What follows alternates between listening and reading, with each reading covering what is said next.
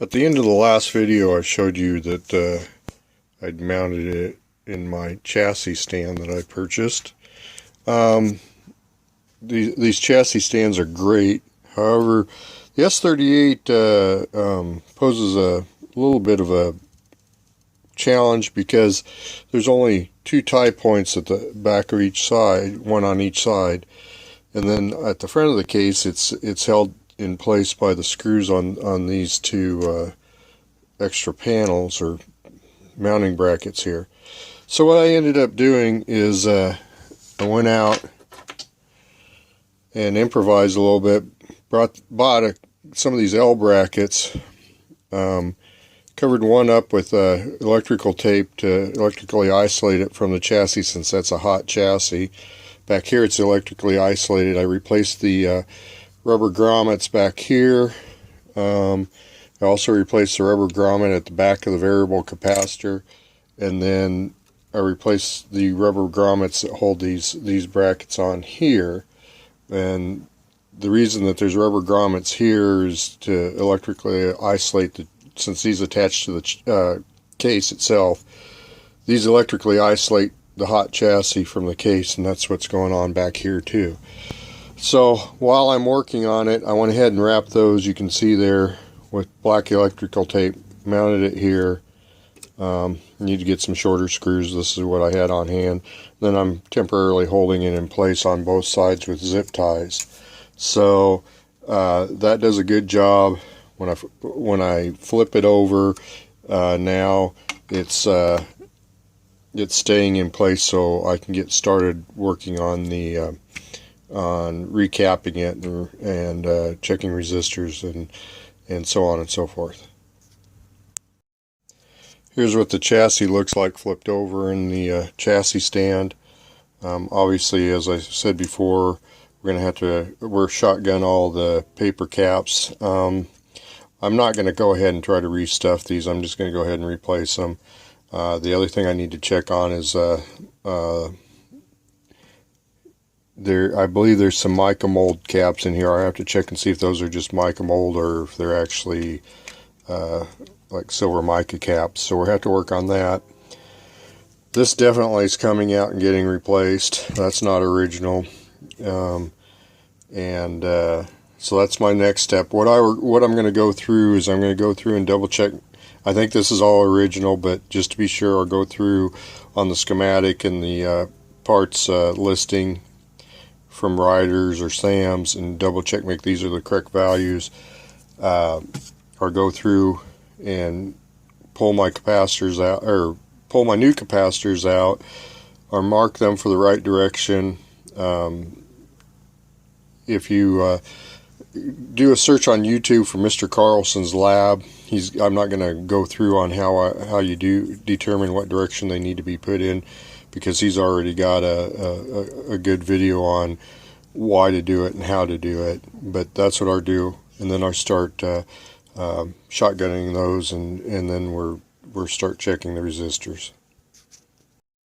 Alright, I just got done checking for the shield side of all the capacitors, or at least most of them. And again, I'm not going to go through this, but if you, on YouTube, if you look up Mr. Carlson's lab, he's got a whole video on why to do this and how to do this. So we'll go ahead and start putting caps in. I've got the wires replaced on the audio transformer, except for the primaries. They're fine. So I reuse those, but I went ahead and replaced these. One thing I did figure out after a little bit of research is the stand core A3856, I believe it is, was a universal replacement transformer that they used back in the day. Checked it out, it seems to be alright, so we're going to go, and it fits real well on the chassis, it fits in the original holes, so we're going to go ahead and leave that. Interesting thing, found this 10 ohm, I think it's a 2 watt resistor that actually appears to be across the wires that go to the dial light. That's not supposed to be there. So I think what I'm going to do is I'm going to go ahead and replace that. My guess is they tried to use a different bulb with it than what I originally came with, and they had to lower the voltage on it. So we're going to remove that, make sure we have the correct pilot light in there, so to speak, and keep on changing out caps and resistors on this. I'm trying to figure out a few things here. Okay, on switch S5B, which is the AMCW switch, there's two parts to it. There's A and B. Up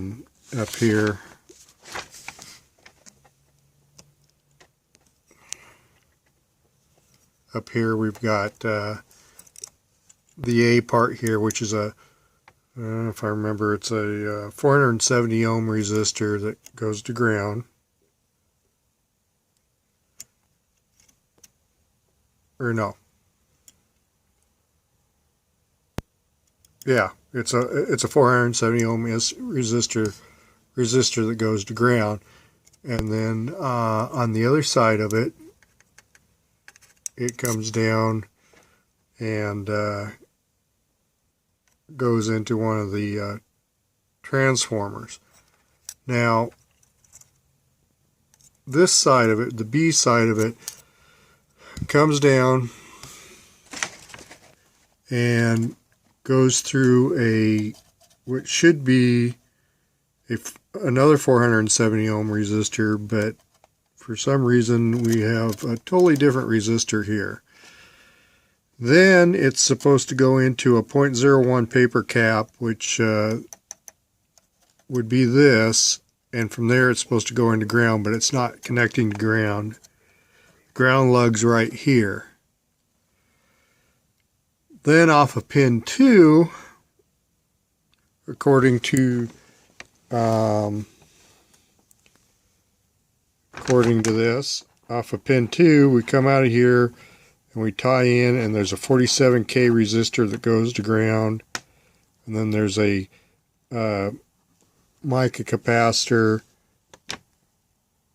220 mica capacitor that comes here, and there's another 470 that goes to ground, and then off of the T6 that goes to ground also, which from what I can tell would be tied into the shielding also.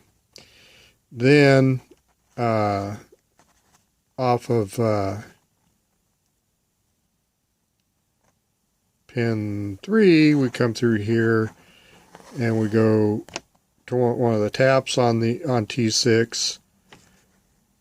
This side goes on and goes the other end of T6. This is the shield that is grounded.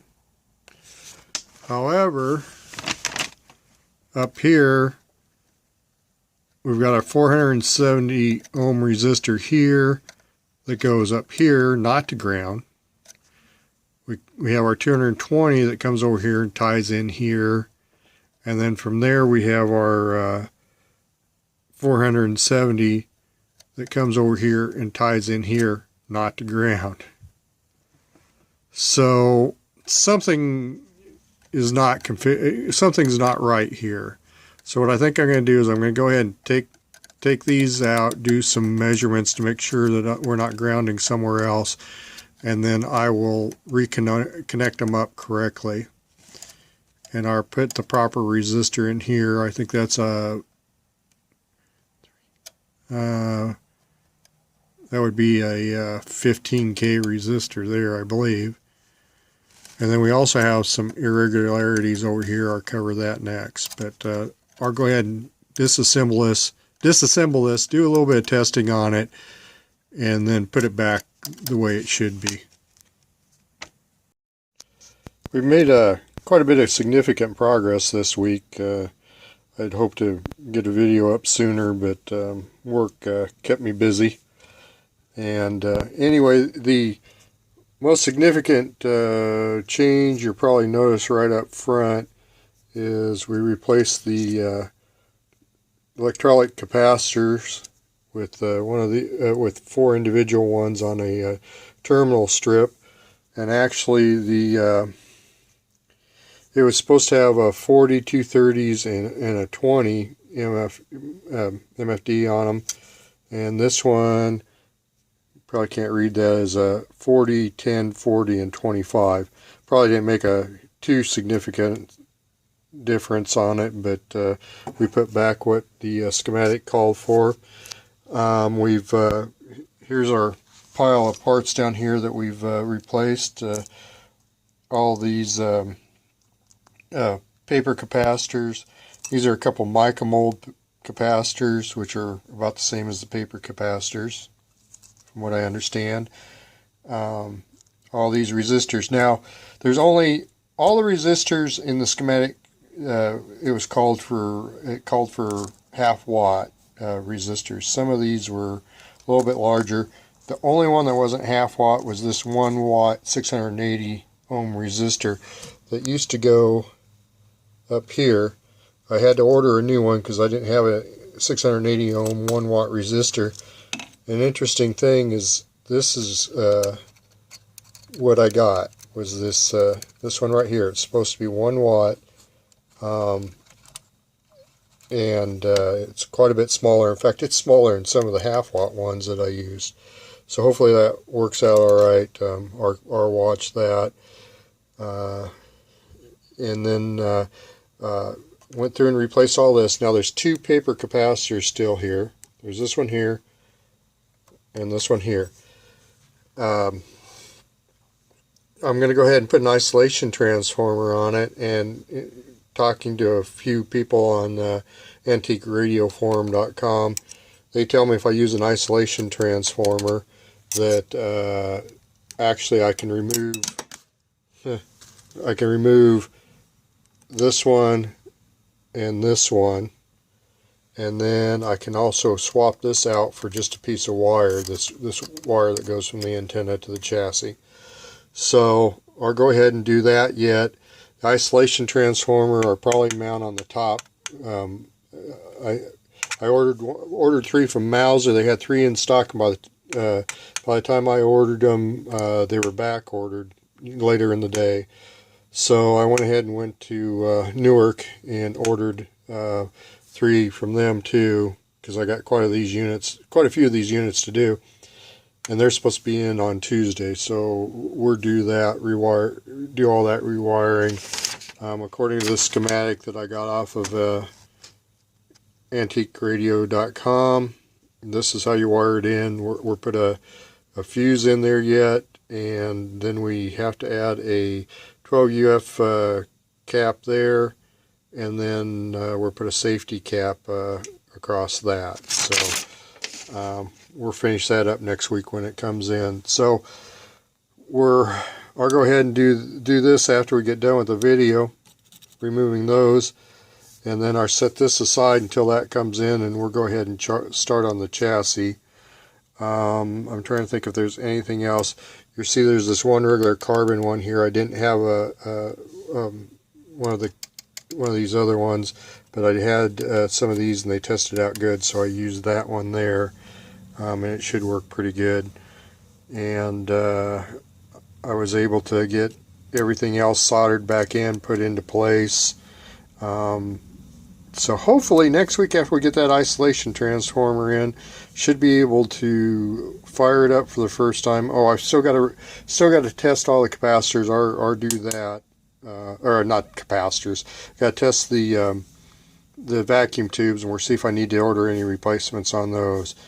And like I said, we'll go ahead, and next step will be to I'll clean up the speaker, and I'll go ahead and or media blast the cabinet and get it powder coated and apply the labels back to it. So hopefully we get, by midweek next week, we'll have it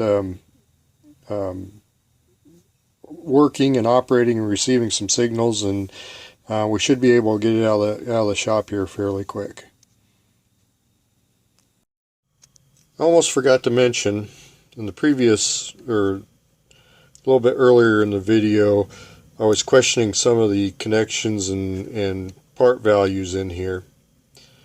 And I went and grabbed one of the other ones that I have that's waiting to be restored and looked at it, and it was wired up the same way with the same components, which was totally curious to me.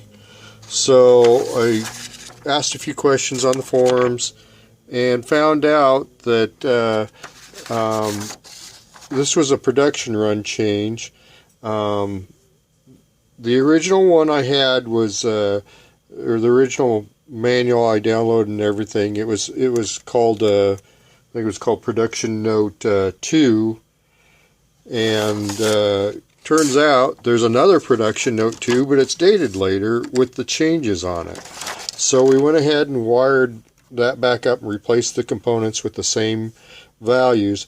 The only thing I had was this on the schematic, even in the second schematic, was a 220K resistor, and on both this one and the other machine that I was looking, or radio that I was looking at, it was a 240K.